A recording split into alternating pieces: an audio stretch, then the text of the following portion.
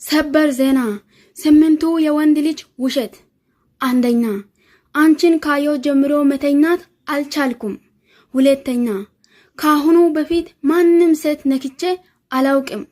ሶስተኛ ያንቺው ፍቅር የተለየ ነው። አራተኛ ስልክሽ ዝግ ሲሆንብኝ በጭንቀት ሊፈነዳ እራት ሳልበላ አደርኩኝ። አምስተኛ ልደውልልሽ ስል ደወልሽልኝ። ስድስተኛ በቅርቡ እንጋባለን። ሰባተኛ እና ትልቅ ቤት ጀምሬያለሁ ብር አበድርኝ። ስምንተኛ ወላይ እኔ ውሸት አልወድም። ሰበር ዜና ይመቻችሁ። እናመሰግናለን።